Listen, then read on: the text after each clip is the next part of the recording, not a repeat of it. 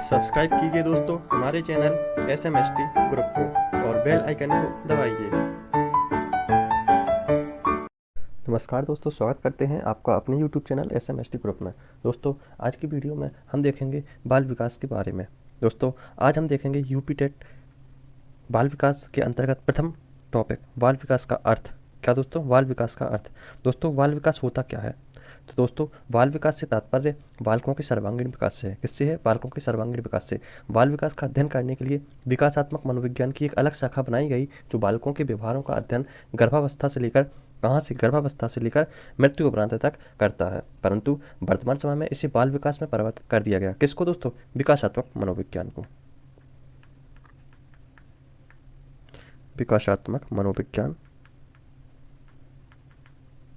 विकासात्मक मनोविज्ञान को किसमें परिवर्तित कर दिया गया? बाल विकास में। क्योंकि बाल मनोविज्ञान में केवल बालकों के व्यवहारों का अध्ययन किया जाता है, जबकि बाल विकास के अंतर्गत उन सभी तथ्यों का अध्ययन किया जाता है जो बालकों के व्यवहारों को एक निश्चित दिशा प्रदान करता है। क्या दोस्तों? जो बालकों के व्यवहारों को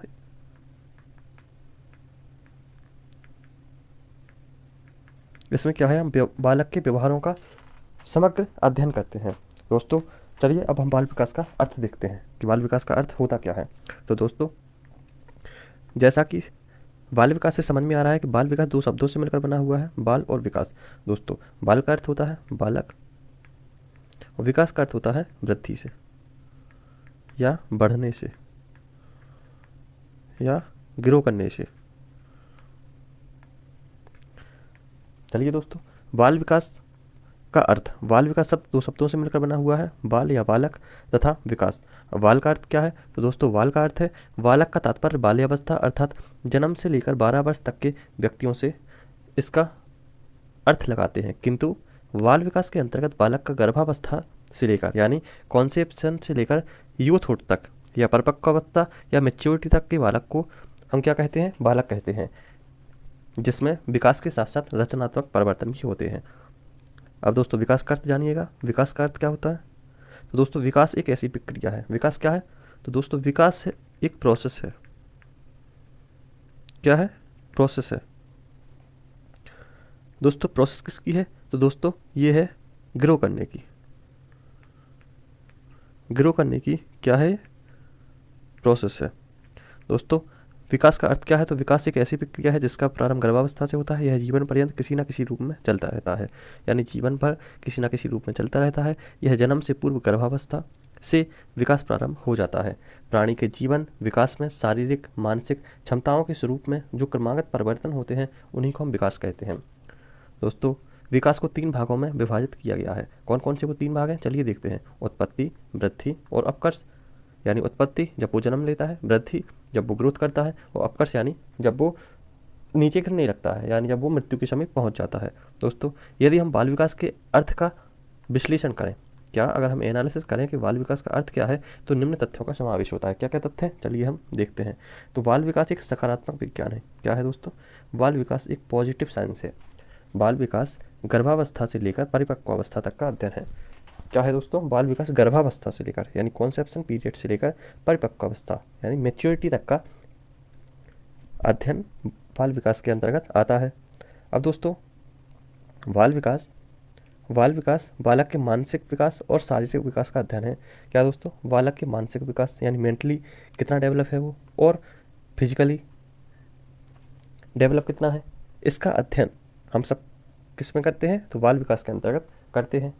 इस प्रकार बाल विकास को बाल मनोविज्ञान की संख्या दी गई।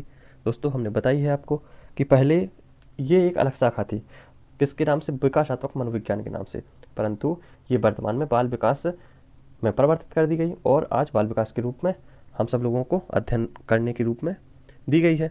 अब दोस्तों इस प्रकार बाल विकास को बाल मनोविज्ञान की संख्या दी गई है। प्रसिद्ध बाल मनोवैज्ञानिक कौन दोस्तों? बाल मनोवैज्ञानिक हैडलॉक।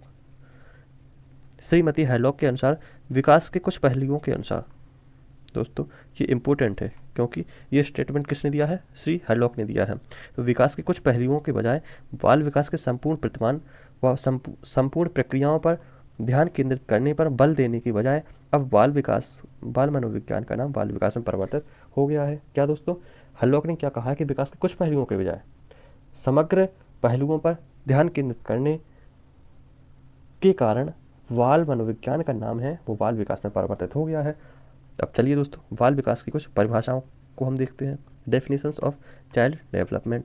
हाइलॉक के अनुसार आज बाल विकास में मुख्य रूप से बालक के रूप, व्यवहार, रुचि और लक्ष्यों में होने वाले उन विशिष्ट परिवर्तनों की खोज पर बल दिया जा रहा है जो उनकी विकासात्मक अवस्था से दूसरी विकास अवस्था में पदार्पण करते समय होते हैं। इसके अतिरिक्त बाल विकास यह खोज करने का प्रयास करता है कि ये परिवर्तन कब होते हैं और इसके लिए कौन कौन कारण उत्तरदायी है, और ये व्यक्तिगत यानी इंडिविजुअल होते हैं अथवा सार्वभौमिक होते हैं। दोस्तों, स्किनर ने क्या परिभाषा दी है, तो स्किनर की परिभाषा देखते हैं। स्किनर ने कहा है कि बाल मनोविज्ञान, क्या दोस्तों,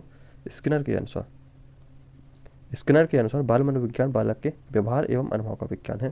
क्या है दोस्तों, बाल मनोविज्ञान बालक के व्यवहार एवं अनुभव का विज्ञान है। दोस्तों, वेरी इंपॉर्टेंट ये परिभाषा है, ये आपके यूपी टेट के प्रीवियस ईयर में पूछी जा चुकी है। तो दोस्तों, ये परिभाषा आप स्क्रीनशॉट ले लीजिएगा या फिर आप इसको नोट कर लीजिएगा।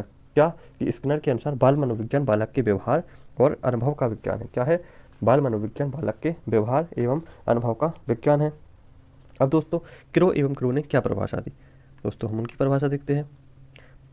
क्रो एवं क्रो के अनुसार क्रो एवं क्रो ने क्या परिभाषा दी, बाल मनोविज्ञान वह विज्ञान है, कौन सा विज्ञान है, जो व्यक्ति के विकास का वैज्ञानिक अध्ययन, क्या व्यक्ति के विकास का वैज्ञानिक अध्ययन गर्भकाल से किशोरावस्था तक करता है।